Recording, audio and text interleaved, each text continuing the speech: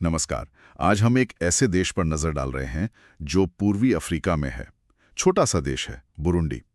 पर इसका इतिहास और आज की स्थिति काफी जटिल है। हमारे पास जो जानकारी है वो बुरुंडी के कई पहलुओं को छूती है: भूगोल, इतिहास, राजनीति, अर्थव्यवस्था, समाज। तो आज का हमारा मकसद है कि इस जानकारी को थोड़ा खोलें, समझें। बुरुंडी के संघर्षों की कहानी, उसकी आज की सच्चाइयां, ये सब आपस में कैसे जुड़ी हैं, इस पर बात करेंगे। बुरुंडी की कहानी में ना विरोधाभास बहुत है। एक तरफ इतनी जीवंत संस्कृति, दूसरी तरफ इतना दर्दनाक संघर्ष। तो चलिए कोशिश करते हैं इसे समझने की। अच्छा, तो शुरुआत करते हैं कुछ बुनियादी बातों से। बुरुंडी है पूर्वी अफ्रीका में और ये पूरी तरह जमीन से घिरा है, मतलब लैंडलॉक्ड है। इसके पड़ोसी हैं रवांडा, तंजानिया और डेमोक्रेटिक रिपब्लिक ऑफ कॉन्गो, मतलब डीआरसी। देश का एक बड़ा हिस्सा तांगानिका झील के किनारे पर है, जो बहुत खूबसूरत झील है। राजधानी अब गितेगा है, पहले बुजुम्बुरा थी, जो अब भी सबसे बड़ा शहर है और एक तरह से आर्थिक केंद्र भी। आबादी करीब 1,30,00,000 के आसपास। भाषाएं 3 आधिकारिक हैं: किरुंडी, फ्रेंच और अंग्रेजी, पर आम लोग ज्यादातर किरुंडी ही बोलते हैं। और पैसा वो है बुरुंडी फ्रैंक, BIF। हाँ, और ये जो लैंडलॉक्ड होने की बात है ना, ये सिर्फ भूगोल नहीं है, इसका असर बहुत गहरा होता है। मतलब व्यापार के लिए, सामान लाने ले जाने के लिए पड़ोसियों पर निर्भर रहना पड़ता है। खर्चा बढ़ता है, समय लगता है और क्षेत्रीय राजनीति का असर पड़ता है। सही। और राजधानी का बदलना, गितेगा शिफ्ट करना, अक्सर इसके पीछे बड़े राजनीतिक या प्रतीकात्मक कारण होते हैं। शायद सत्ता को देश के केंद्र में लाना चाहते हो, या फिर बुजुम्बुरा से थोड़ी दूरी बनाना, जो औपनिवेशिक काल से जुड़ा है, कह सकते हैं। बिल्कुल, ये दिलचस्प नुक्ता है। अब अगर इतिहास देखें तो बुरुंडी को समझने के लिए इतिहास बहुत जरूरी है। यहाँ एक पुराना साम्राज्य था, किंगडम ऑफ बुरुंडी।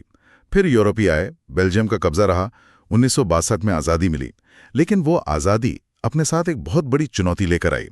चुनौती थी देश के 2 मुख्य जातीय समूहों के बीच बढ़ते तनाव की, हुतू और तुत्सी। आज़ादी के बाद ये तनाव मतलब खुली दुश्मनी और हिंसा में बदलने लगा। क्या इस पर कुछ और जानकारी है कि ये विभाजन इतने गहरे क्यों थे? हाँ, देखिए, हुतू और तुत्से के बीच फर्क तो पहले से थे, सामाजिक, आर्थिक स्तर पर, लेकिन वो बहुत कठोर नहीं थे, बदलते रहते थे। पर बेल्जियम के शासन ने इन पहचानों को ज्यादा मजबूत, ज्यादा कठोर बना दिया। उन्होंने अक्सर तुत्सी अल्पसंख्यकों को शासन में अहमियत दी। इससे हुतू बहुमत में जाहिर असंतोष बढ़ा। अच्छा। फिर आजादी के बाद जब सत्ता का संघर्ष शुरू हुआ तो इन्हीं पहचानों का राजनीतिक इस्तेमाल हुआ।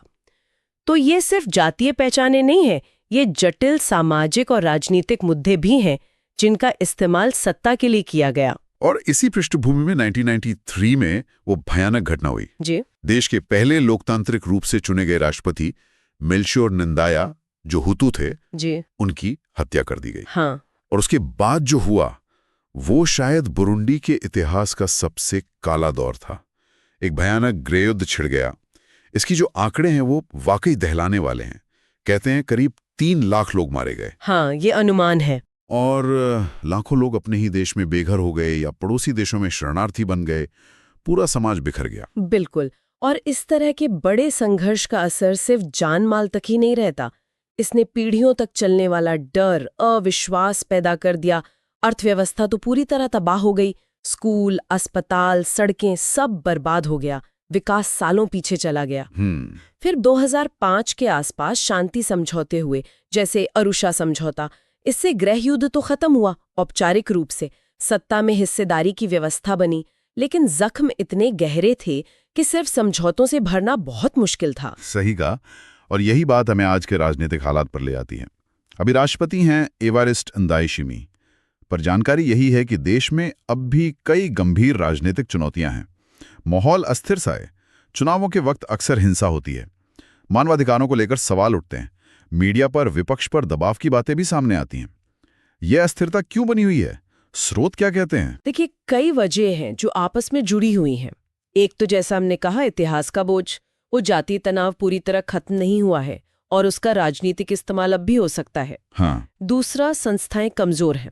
मतलब न्यायपालिका, पुलिस, चुनाव आयोग, ये पूरी तरह स्वतंत्र और निष्पक्ष होकर काम कर पाएं, इसमें मुश्किलें हैं। इससे लोगों का व्यवस्था पर भरोसा कम होता है। हाँ, ये तो है। तीसरा, आर्थिक मुद्दे। जब इतनी गरीबी हो, बेरोजगारी हो, तो लोगों में गुस्सा बढ़ता है और राजनीतिक समूह उसे अपने फायदे के लिए इस्तेमाल कर सकते हैं। और हाँ, बाहरी असर भी होता है। पड़ोसी देशों में क्या चल रहा है उसका भी असर पड़ता है। और इस अस्थिरता का असर देश के विकास पर तो पड़ता ही होगा। बहुत ज्यादा, बहुत ही ज्यादा। जब माहौल अनिश्चित हो तो कौन पैसा लगाना चाहेगा, चाहे देश के लोग हों या बाहर के निवेशक। डर रहता है तो नई नौकरियां नहीं बनती, काम धंधे ठप पड़ जाते हैं। सही बात है। अंतर्राष्ट्रीय स्तर पर भी देश की छवि खराब होती है, मदद मिलना मुश्किल हो जाता है। और सबसे ज्यादा असर तो आम आदमी पर पड़ता है। जब भविष्य का ही भरोसा न हो तो लोग लंबी प्लानिंग कैसे करेंगे? हाँ, बच्चों की पढ़ाई, घर बनाना, कोई छोटा कारोबार, सब मुश्किल लगता है। तो ये एक तरह का चक्कर बन जाता है। कैसा चक्कर? राजनीतिक अस्थिरता आर्थिक विकास को रोकती है और आर्थिक बदहाली से राजनीतिक तनाव और बढ़ता है। समझ गया। और अर्थव्यवस्था की बात करें तो तस्वीर वाकई बहुत चुनौतीपूर्ण है। बुरुंडी दुनिया के सबसे गरीब देशों में गिना जाता है और अर्थव्यवस्था मुख्य रूप से खेती पर टिकी है। कॉफी और चाय ये मुख्य फसलें हैं जो बाहर भेजी जाती हैं। इनसे विदेशी पैसा आता है। इसके अलावा केला, मक्का, कसावा वगैरह उगाते हैं अपने खाने के लिए। पर ज्यादातर लोग जो गांव में रहते हैं वो बस गुजारे लायक ही खेती कर पाते हैं। हाँ, बिल्कुल। और बेरोजगारी बहुत है, खासकर नौजवानों में। भूख और कुपोषण की समस्या भी बहुत गंभीर बताई जाती है। नतीजा ये कि आर्थिक विकास की रफ्तार बहुत धीमी है। देखिए, खेती पर इतनी ज्यादा निर्भरता में कई जोखिम हैं। एक तो मौसम का, सूखा पड़ गया या बाढ़ आ गई तो पूरी अर्थव्यवस्था हिल जाती है। हाँ, सही है। दूसरा, कॉफी, चाय जैसी चीजों के दाम दुनिया के बाजार में घटते बढ़ते रहते हैं। उसका सीधा असर देश की कमाई पर पड़ता है। तीसरा, खेती के तरीके अभी भी काफी पुराने हैं तो पैदावार कम होती है। तो सिर्फ पैदावार बढ़ाना ही काफी नहीं है? नहीं, फसलों में विविधता लानी होगी, फूड प्रोसेसिंग जैसे उद्योग लगाने होंगे, गांवों में खेती के अलावा दूसरे काम धंधे बनाने होंगे। ये सब जरूरी है। तो ये जो गरीबी और कुपोषण का चक्र है, इसे तोड़ना इतना मुश्किल क्यों हो रहा है? कारण कई हैं और सब आपस में जुड़े हैं। एक तो वही राजनीतिक अस्थिरता और संघर्ष का लंबा इतिहास, उसने विकास की नींव ही कमजोर कर दी। हाँ। दूसरा, अच्छी शिक्षा और स्वास्थ्य सेवाओं की कमी। अगर लोग पढ़े लिखे ना हो, सेहतमंद ना हो, तो वो देश के विकास में योगदान कैसे देंगे? सही बात है। तीसरा, बुनियादी ढांचा, मतलब अच्छी सड़कें, बिजली, सिंचाई, इनके बिना कोई भी आर्थिक गतिविधि कैसे आगे बढ़ेगी? बिल्कुल। चौथा, देश के पास प्राकृतिक संसाधन वैसे भी कम है और जो है उनका भी ठीक से इस्तेमाल नहीं हो पा रहा। और पांचवा, बाहरी मदद पर निर्भरता भी एक मुद्दा है। वो हमेशा के लिए समाधान नहीं हो सकती। इन सब वजहों से गरीबी एक पीढ़ी से दूसरी पीढ़ी तक चलती रहती है। चलिए अब जरा भूगोल, जलवायु और संस्कृति पर भी बात कर लेते हैं। हमने कहा कि ये पहाड़ी देश है, काफी हरा भरा और खूबसूरत बताया जाता है, झीलें भी हैं। तांगानिका झील का जिक्र हुआ था, वो तो बहुत खास है। बिल्कुल। तांगानिका झील दुनिया की दूसरी सबसे पुरानी और दूसरी सबसे गहरी झील है और ताजे पानी की दूसरी सबसे बड़ी झील भी वॉल्यूम के हिसाब से। ये बुरुंडी के लिए पानी का, खाने का, मछली पालन और आने जाने का एक अहम जरिया है। हालांकि ये पहाड़ी भूगोल जो है वो मुश्किलें भी खड़ी करता है। सड़कें बनाना, उनका रखरखाव करना महंगा और मुश्किल है। इससे व्यापार और देश के अंदरूनी हिस्सों का जुड़ाव थोड़ा सीमित हो जाता है। अच्छा। दूसरी तरफ जो ऊंची जमीन है वो कॉफी और चाय जैसी कैश क्रॉप्स के लिए बहुत अच्छी है। और जलवायु कैसी है वहाँ की? जलवायु वैसे तो उष्णकटिबंधीय है, ट्रॉपिकल, लेकिन ऊंचाई की वजह से मौसम आमतौर पर ठीक रहता है। न ज्यादा गर्मी न ज्यादा ठंड। बारिश के 2 मौसम होते हैं, पर हाँ, जलवायु परिवर्तन का असर यहाँ भी दिख रहा है। बारिश का अनियमित होना या अचानक बहुत तेज मौसम, ये खेती के लिए खतरा बन रहा है। और समाज और संस्कृति, हाँ। हमने हुतू तुत्सी का जिक्र किया। हाँ। इनके अलावा और कौन से समूह हैं? मुख्य रूप से 3 जातीय समूह माने जाते हैं। हुतू सबसे ज्यादा हैं, करीब 85%, फिर तुत्सी करीब 14% और एक बहुत छोटा समूह है ट्वा, करीब 1%। ट्वा समुदाय ऐतिहासिक रूप से काफी हाशिए पर रहा है।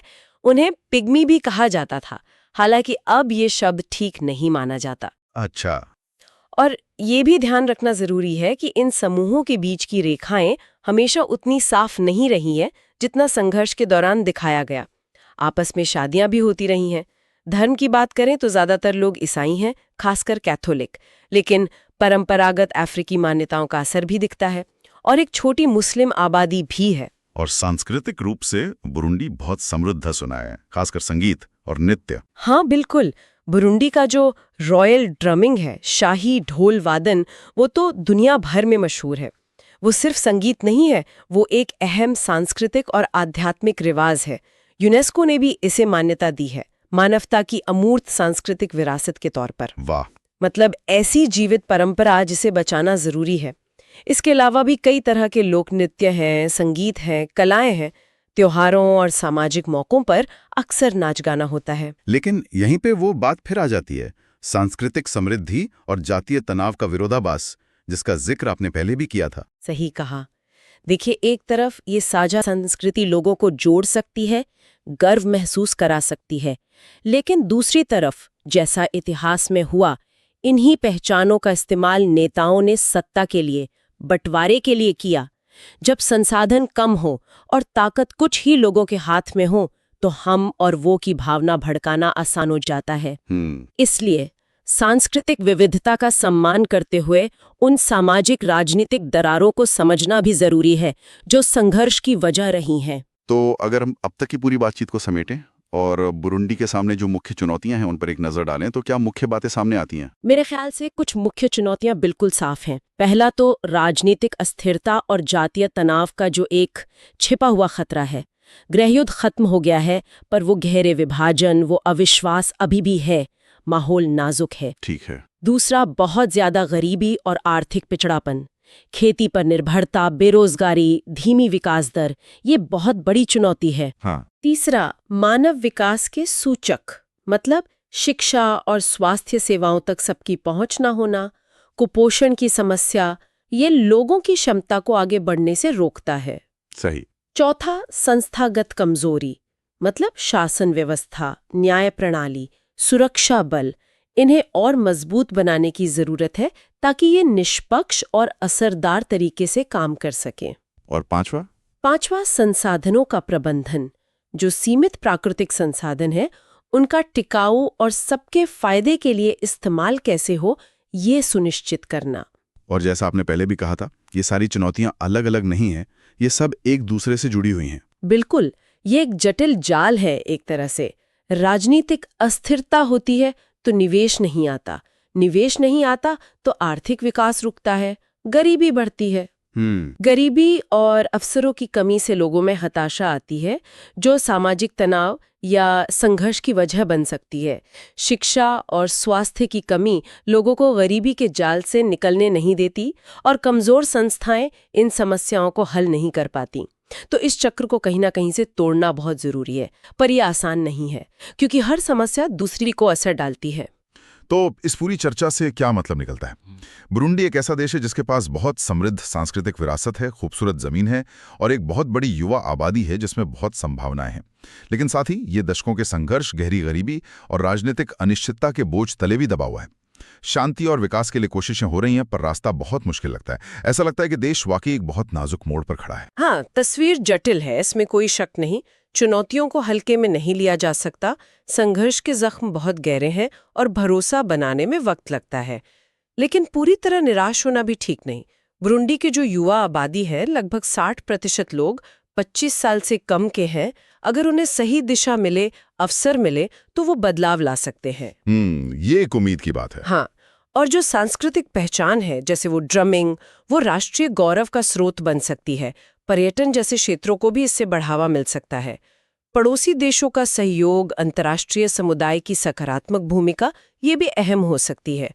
पर सबसे जरूरी है एक ऐसी राजनीतिक प्रक्रिया जिसमें सब शामिल हो और सुलह के लिए ईमानदार कोशिशें हों, ताकि इतिहास फिर से ना दोहराया जाए। इतने लंबे, इतने विनाशकारी संघर्ष के बाद बुरुंडी में स्थायी शांति और सच्ची सुलह लाने के लिए सबसे ज्यादा जरूरी क्या है? क्या ये मजबूत, स्वतंत्र संस्थाएं बनाना है, या फिर लोगों के लिए ज्यादा से ज्यादा आर्थिक अवसर पैदा करना ताकि उनकी जिंदगी बेहतर हो? या फिर समाज के अंदर अलग अलग समुदायों के बीच जो भरोसा टूट गया है उसे धीरे धीरे फिर से जोड़ना?